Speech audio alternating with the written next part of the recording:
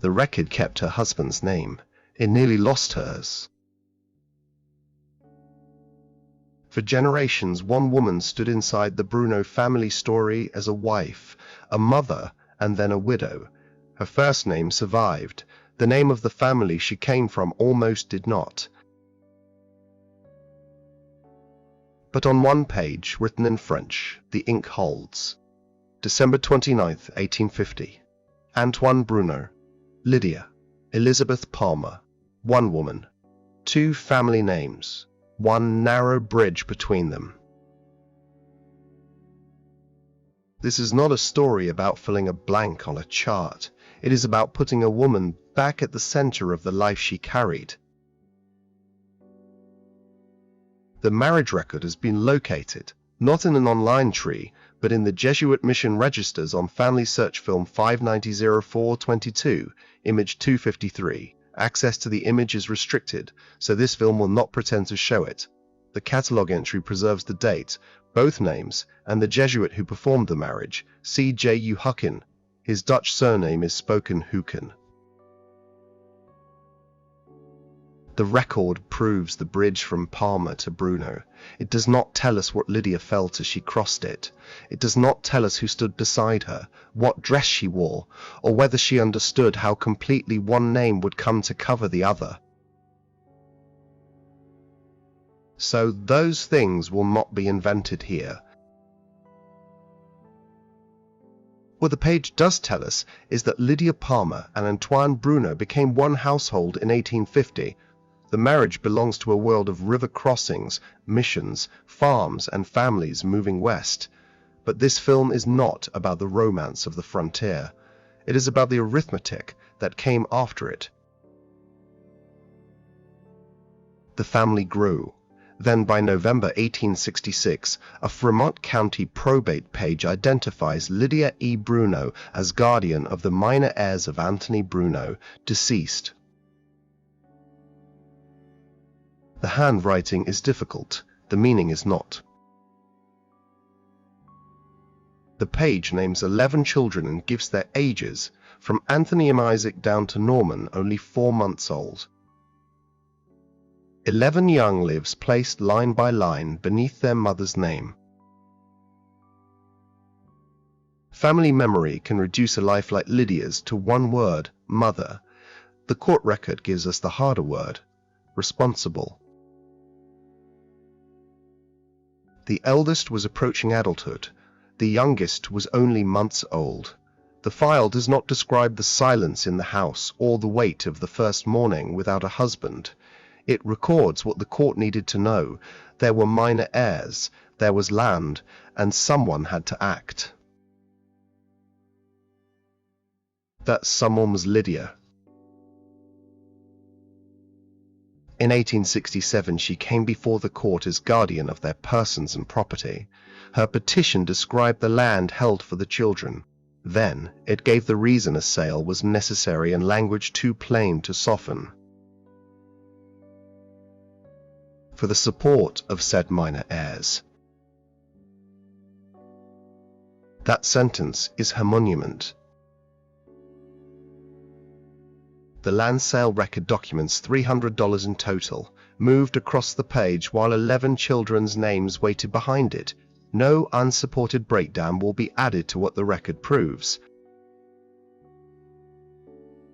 No diary survives here to tell us whether Lydia was frightened. No confirmed portrait has been found on this box. We will not borrow another woman's face and call it hers. Instead, we have the work.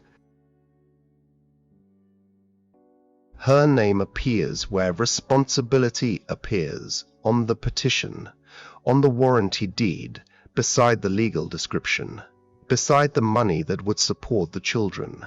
The record that nearly lost Lydia Palmer preserved Lydia Bruno most clearly when the household depended on her. It is tempting to turn that into a legend, a heroic widow, a fearless pioneer.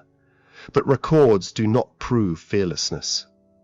Courage is not the absence of fear, and the court file cannot tell us what lived inside her. It can prove that she acted. She qualified as guardian. She identified the children. She petitioned the court. She conveyed the land. She signed the name the law now recognized, Lydia E. Bruno. Palmer did not disappear because Lydia ceased to be a Palmer. It disappeared because the record systems of her time followed husbands, property, and surnames more faithfully than they followed women. That is why one marriage line matters so much. Without it, the widow in the probate file is only Lydia Bruno. With it, two documents speak to each other across 17 years. The marriage register says Lydia Palmer. The probate says Lydia E. Bruno. Together they prove the same woman stood between those names. They also show the limit of what we know. Her mother, Phoebe Draper, is documented. Her father's given name remains contested, William or George Palmer. The record does not establish Lydia's exact birthplace, which Palmer household raised her, or what road brought her to the marriage page.